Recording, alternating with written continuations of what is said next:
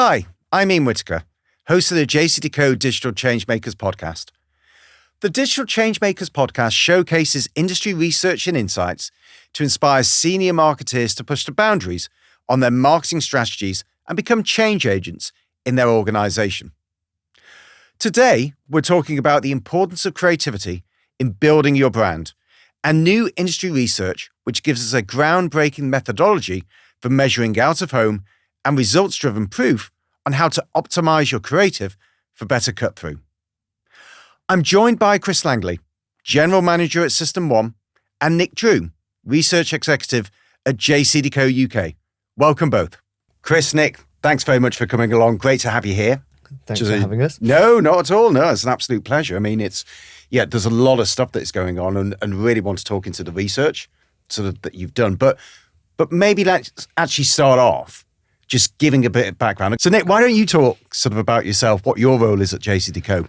I'm a research executive at JCDecaux in our data solutions team. So something we've been working on for the last year or two really heavily is the idea of creativity, but also measurement. So two really difficult things, or the challenges perhaps people perceive with out of home is how to do good creative, but then how to measure.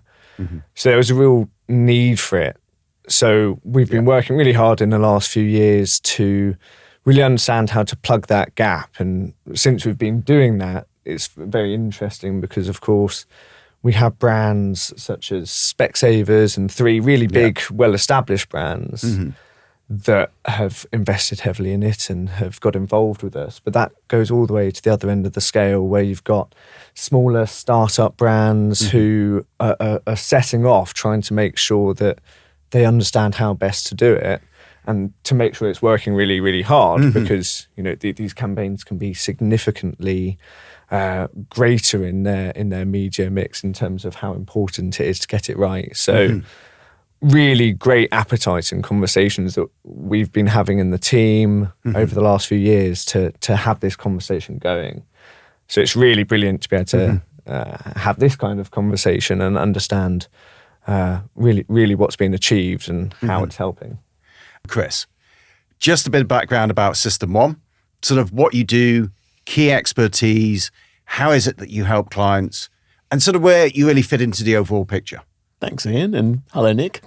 System One, we're really pleased to be here with JCDecaux. We are a leader in world ad testing. We've tested advertising with more than 10 million people in 90 countries. And we don't just test advertising when it's finished, we test advertising early in development to help agencies and brands improve it. And our work is validated by the IPA. So what that means is that the testing that we do with JCDecaux and with our clients and brands predicts the real world effect of advertising, which is a beautiful thing you can do if you're an owner of a brand, is to improve the effect of your advertising. And that's what System One does. And we've been doing it for 20 years. Right, okay. Could you give any case studies, examples of where... Yeah, sort of what you've done, and well, there's a famous brand in the United Kingdom called Specsavers. I'm sure we've all heard of it, and we've seen it. And I've been avoiding the products for many years, but I'm not sure I can avoid it for that much longer. Same here. And working with Specsavers for many years, you know, we all sort of think about that brand, and there's a sort of a statement that's in the vernacular, which is, you know, you should have gone to Specsavers. And working with brands like Specsavers and with their out-of-home advertising, but also their television advertising and all of their communications, even the in-store, we've been able to work with them and understand the power of that fluent device, that statement that no one else knows, and in fact that all of us immediately think of. And so these sorts of advertising devices is what System One can measure the effect of. Previously, you know, the world of the creative domain was very much driven by, you know, the ideas, and it always will be. And our research is equipping the creators with the evidence of the return on creativity that they can get. And that's a powerful thing, because all of us, whether we're in the boardroom or the creative room or the lunchroom, we need evidence to be able to continue to invest in creativity, because it's one of the most important drivers of business growth. And it's quite interesting. If you actually look, if you look at what sort of want to come back on both those things. I mean, measurement, obviously, people sort of there's a lot of talk about measurement. It's often often topic du jour. Every single conference you go to, measurement is mentioned. I mean, you know, my background, financial analyst and so forth. But one of the things that's interesting when you sort of look at what companies have been saying recently in terms of their results and how they've been managed to price through sort of a lot stronger than expected, they all talk about the strength of the brand. And obviously that flows from creativity. And so I know we're going to get onto the research because I do want to discuss what the findings are there because I think they're super, super interesting in terms of that. But I'd be interested to hear sort of your perspective just before we go on to that as to sort of what your clients think about creativity. Do you think there's a trend that maybe the clients are thinking more that creativity is increasing in importance? Or do you think how do you think it fits into their overall scope? I think it's always been there, and more these days that the opportunity comes to be able to measure creativity in a more an emotional way and understand the effect of it. It's giving the marketers and their agencies more ability to influence the boardroom. So I'll give you an example. Mark Ritson measured, more than 2,000 case studies over 20 years. And what he found is that the key drivers of advertising effect and marketing effect were things like how big is your brand? The bigger brands respond more strongly to marketing because they've got more distribution, they've got more existing awareness. Pricing and other factors drive the marketing very strongly. But creativity was the second ranked marketing driver. And when you look down the list, it was one of the few drivers that marketers and their agencies can actually influence. You join a company and you work in a brand, you can't influence in the short term how big it is. If you've got so many distribution points, it takes time to build that out, but you can immediately impact the creativity. And recently, I was talking to Rachel Eyre, who's the CMO and the Chief Customer and Marketing Officer at Morrison's, and this is a very traditional, very well-known brand in the supermarket business in the United Kingdom, and their number one focus now is to be bolder and to be braver. And here we have long-term CMOs who've been in positions and working with boards and senior and shareholders for many years, and they're now being given the opportunity to use creativity as a force for growth and also a force for good for shareholders. I think it's an interesting point that you mentioned, Chris, about making your mark, coming in and thinking about creative and how to make more of an impact. And I think that there was almost one of the seeds to the conversation we were having at JCDecaux about why or how we could help. Because yes, you've got people coming in and saying, well, let's change this and do this because it will make it work harder. But I'm sure some of this comes through with System 1's testing as well. I think it's about supercharging the speed at which you can be confident with those changes. When you actually measure with metrics, you can quantify whether it's working or not, because you may end up saying, well, let's change this and this, and then have to run 3 or 4 campaigns that you're measuring in-house to understand whether it's better or perhaps not so good as your previous executions. So I think with that testing, you're able to confidently say, right, these are the changes you're trying to make. This is how it has impacted the emotional drive from that campaign or the amount of brand fluency you're getting from it, the amount of attention you're getting from it. So you should be employing it this way and changing it like this, rather than all the guesswork that I suppose is fairly historically typical in some markets. Should we have a little experiment for giving, just to take this idea further? Why not? And maybe our viewers and listeners could play it at home as well. But imagine an ad in front of you, and for the same brand, and there is it's Andrex.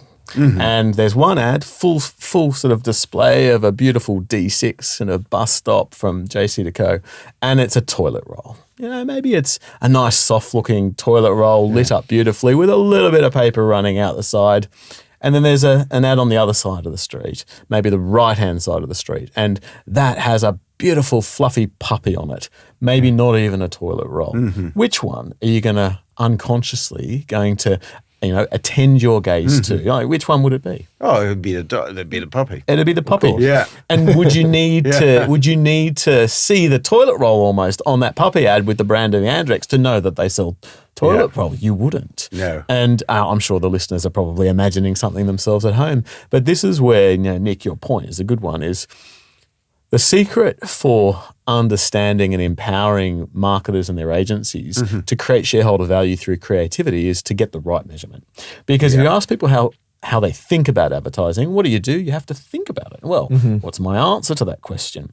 But if you ask people how they feel, audiences don't lie. You don't have to think about how you feel. You can immediately respond. And so what System 1 does, together with JCDecaux and all of our clients, is we've been able to measure how the relationship between how people feel about advertising and what they do in the real world.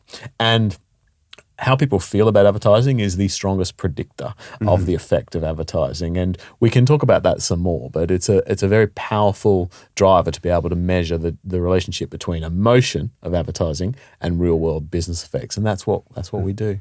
And it's quite funny. I mean, I sort of collaborated with the IPA, published the F-Works recently, and it's sort of questioned in financial analysts, sort of both in the US and the UK. And actually, out of all the attributes in terms of saying what was the most important to a company, the top one that was mentioned was brand strength.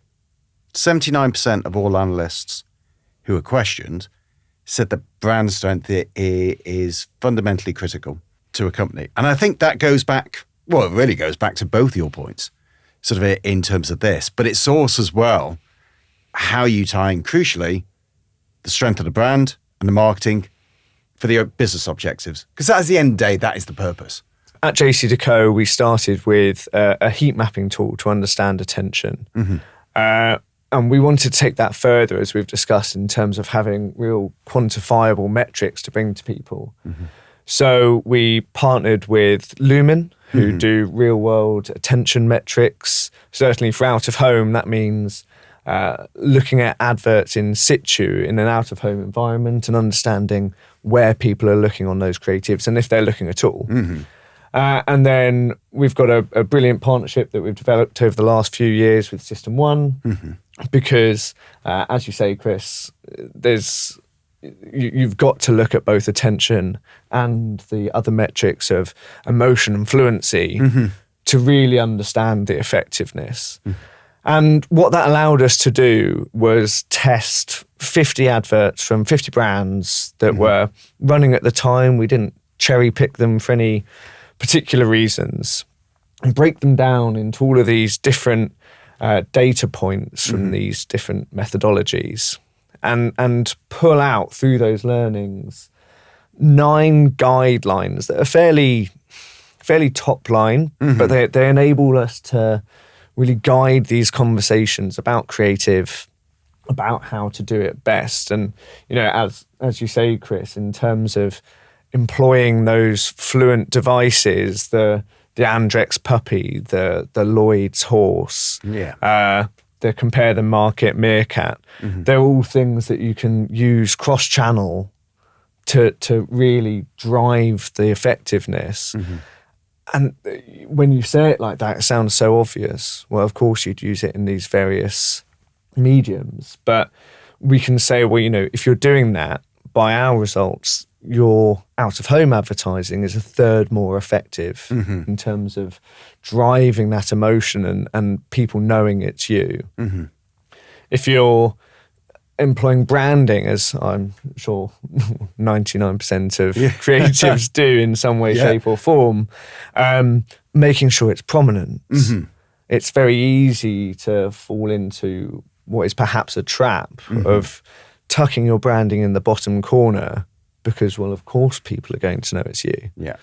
And that's not always the case at all, even for huge brands. So making sure it's prominent can hugely increase, again, it sounds obvious, hugely increase the amount of people who know it's you, but that's really key. And you can start pulling these through. How do you use faces in creatives? Tricky trap, because actually a bit like the Andrex puppy, you're drawn to looking at these things that you might engage with, people and animals, but making sure that when you're looking at the attention, with all the attention it's drawing to those areas, is it near your messaging? Is your messaging just as prominent as that really, really large face on the creative? And it's these sort of insights that we've been able to look at and really break it down in a consultative way, which is excellent because, as I mentioned before, like, the appetite is it's a really hungry market for this sort of insight, and it's only growing. You know, the more we test, and thankfully our partnership with System One is still very strong because we're constantly working to build out these data sets and add to these learnings. So really, really brilliant on that front. I don't know if from your side what it means to the developing idea of System One's research. Well, we're excited. Why don't we step through the why, the what, and the how? Because I think for the viewers and the listeners, I think it's going to be helpful for them to just step out of whatever they're doing at this moment and think about, okay, so how can I make my creative work harder for me? And I think that the first thing that what I love about the way JCDecaux have approached this is that every CMO worth their chops knows that they need a multi-channel marketing and advertising campaign. You know, you invest on one media channel, you'll only get so much reach and so much effect. So that brings then the creative challenge for the marketers and their agencies to reapply consistent creative ideas across many touch points. And each of those media touch points brings strengths and weaknesses. You know, they might have long dwell time on a newspaper, an ad or a magazine, but very short dwell time on something else that just passes you by. And so the task of translating a brilliant creative idea that might be highly effective in a long dwell time, media touch point to something that's very quick requires sensitivity, experience, but it's also helpful for the marketers and the creative agencies to be able to lean on the science to say, well, I'm going to justify my creative choices because I know it's going to work better. So the why was crying out loud because, not telling secrets, but often marketers run out of time. And one of, the biggest enemy of creativity is usually time. And when you get to the end of that process, you have so much to get out the door that you really don't want to cut corners. And so the opportunity to intervene with insights was key. And I think the next part of the journey is what kind of insights help and getting under the skin of how research can be a force for good, not the enemy of creativity. And so the secret behind that is to measure how people feel. And System One and our Chief Innovation Officer, Orlando Wood, is the author of hit books Lemon and Lookout with the IPA. Orlando has pioneered thinking and concepts in marketing and creativity where he's understood how our brain interprets advertising.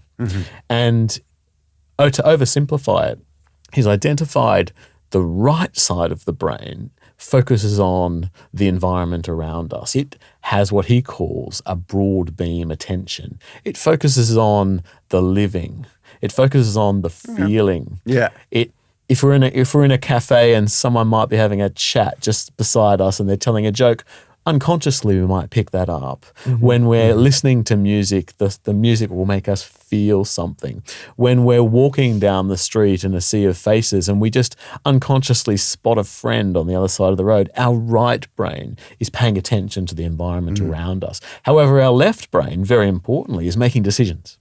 And so our right brain passes on to the left brain the information that it thinks is worth noticing. And if our right brain doesn't notice it, well, it doesn't pass it on to the left brain to pay any attention to deciding. And so Orlando Wood and System One have identified the creative features that drive stronger effect and attract the attention of the right brain so that actually can pass it on to make a decision. So coming back to the puppy dog for Andrex, if your right brain notices the puppy, it'll then recognize it and pass it on to the left brain to, pay attention to it and remember that next time you need that, bog roll, it's going to be Andrex.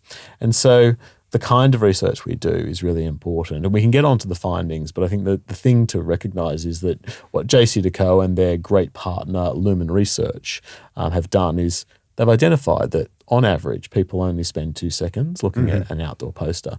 And that's the strength of it because they're everywhere. We see them, 16 times a day. I don't know what the real number is, but and therefore in that environment, it's critical to equip marketers and their agencies with the key important drivers of effects. And we'll unpack those in a second, but this is not research for research's sake. This is research to drive better creative choices.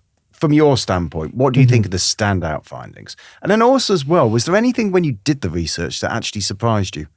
That came back and you thought, you know what, I never actually thought that would have been the case? It's an interesting question. I think it's less that things may have been surprising, but perhaps overlooked. Okay. As I mentioned earlier, in terms of when these conversations are being had, you think, oh, well, that's obvious. But you just don't think about it. In terms of, how much copy you use.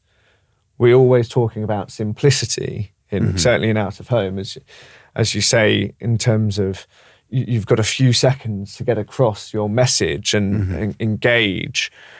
But so you say, well, simplicity. But when you start looking at the amount of copy and you say, well, not only do fewer people have time to read all of that if you're putting 40 words on a creative, but people are less likely to read it at all. Yeah. And you think, well, no, seems obvious. Yeah. But I suppose that is a surprising element of how concise you can be with it, because it starts pulling through with those ideas. In terms of placement for call to actions, in terms of objectives, so many of these campaign objectives are, well, we'd like people to go to the app, go to the website, drive to the store. But it's really relatively common practice to have that quite small and down the bottom. And although it's not perhaps the emotional element that you might get excited about with a creative, it might be the ultimate objective. You're building your brand, but you'd like people to do something as well. So to be able to say, well, if you move it up from the bottom towards where the rest of your important content is, perhaps towards your puppy or towards a comical tagline, it delivers this much more attention and people are looking at it for this much longer to then think about engaging with it. So were they surprising? Not necessarily, but I think they were surprisingly powerful in highlighting grey areas. Okay. From our side. Yeah. The effect from a System 1 point of view, we've tested hundreds of thousands of advertising, 10 million people we've tested them. We don't test with robots and machines, we test with real people, and that's the important thing. And there's 3 key findings that, all of us would want to keep top of mind on how to make the most creative and the most effective outdoor advertising. And so the first thing is, as Nick says, simplicity. But the context here, if Mike from Lumen was here, he would remind us that 2 seconds of attention that the audience attends to an outdoor piece of creative, it's quite pure. So if you're in front of a television, you might be watching that, but you're not really wanting to watch the ad. But when you notice an outdoor ad, it's full attention. So he reminds us that whilst you only have a short amount of attention, it's pure. And therefore, the drivers of simplicity is the fact that there's not a lot of time spent on it.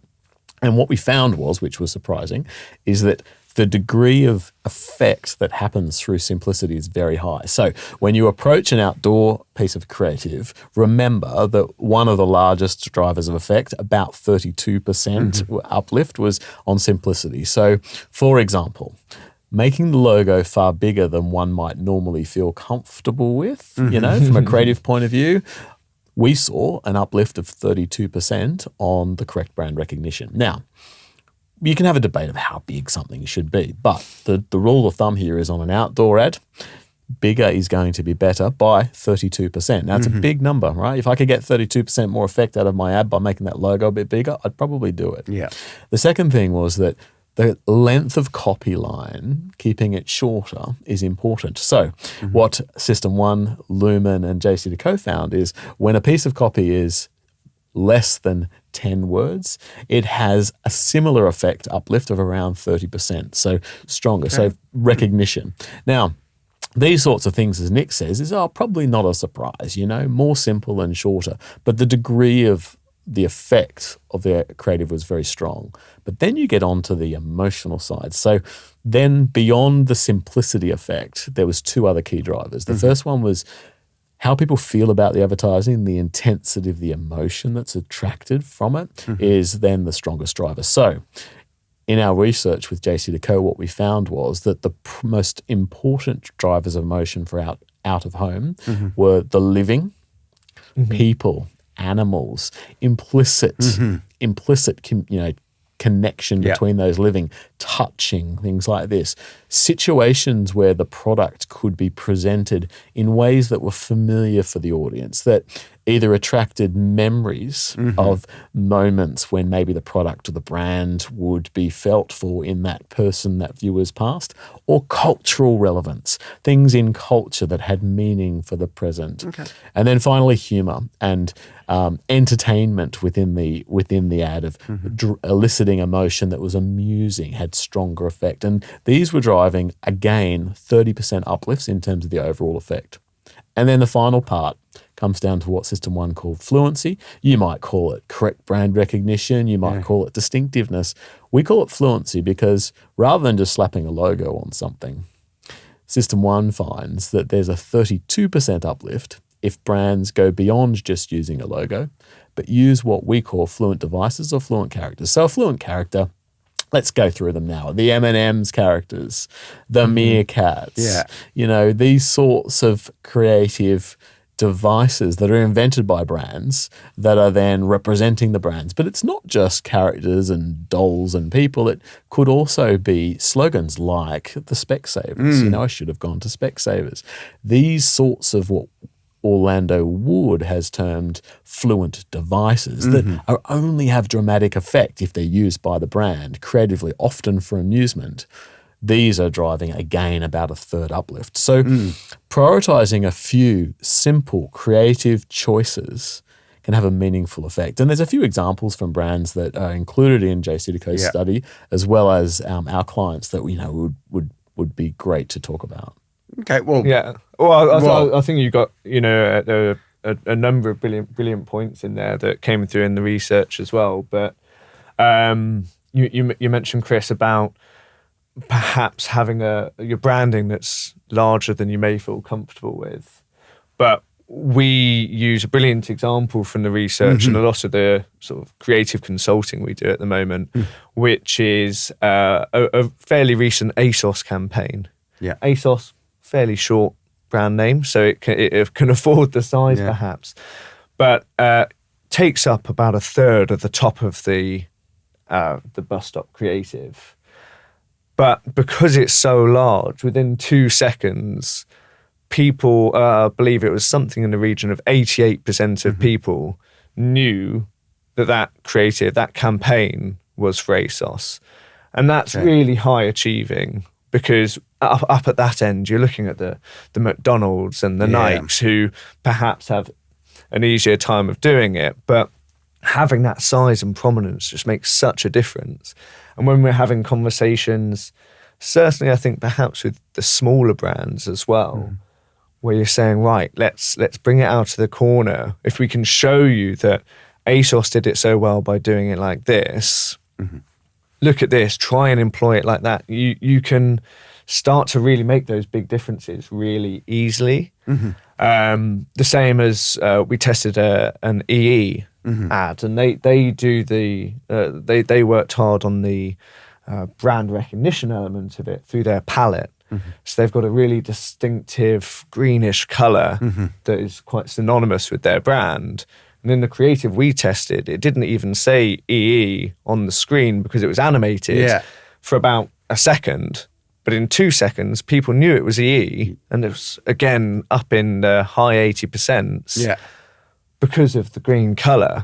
It's thinking about pulling all of these things together. And actually, with those palette ideas and that brand recognition, people can start to emotively react to your brand and your creative, because they're associating their perceptions of your brand with that recognition. They go, oh, I know that. I can engage with that, and I'm excited to hear what you're saying because I know you as a brand. So it all starts to tie together. So, final question. The call to action. From your standpoint, Nick, what do you think are the most important things that marketers sort of need to take out of this? And if you were to point them to specific elements, what would you say? I think with out of home, it's about using that 2 seconds of attention to really hone in on what you're doing. You want 3 key sections to out of home. You want to be brand bold and really shout your call to action. As you say, be unapologetic, make sure things are prominent on the page. And at the end of the day, through all of this testing, it's testing in situ. It's hard to get an idea of how your ad's going to work when you're just looking at it on a screen. So make use of the methodologies we've got here to really test in the environment you're advertising in to understand how it's going to work there, and really shout your key objectives with that testing. Okay, that's great. Well, I would put out a call to action to every marketer and agency in the land to remind each other when you approach a brief or reapplying a brilliant creative idea into out of home, just to remember one key thing, which is it won't work unless people feel for it. And if people feel for it, they'll notice it. And therefore, less is going to be more in terms of how the emotive character, the situation, the place, and the brand is presented. And strip away the excess fat and focus on the things that are creating the feeling and the fluency. That's great. I think that's a really, really good point to end on. So I'm going to say, Chris, Nick, thanks very much for all your time. We've covered some great topics there in terms of things. And thanks very much. Thanks, Ian. Thanks for coming very along. much. Not at all. Thank you so much for the fantastic discussion today. It's been wonderful to hear about the new insights into the power of strong branding.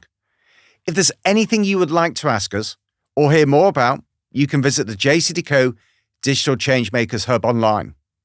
We hope you enjoyed listening, and wherever you get your podcasts, don't forget to subscribe, like, and share.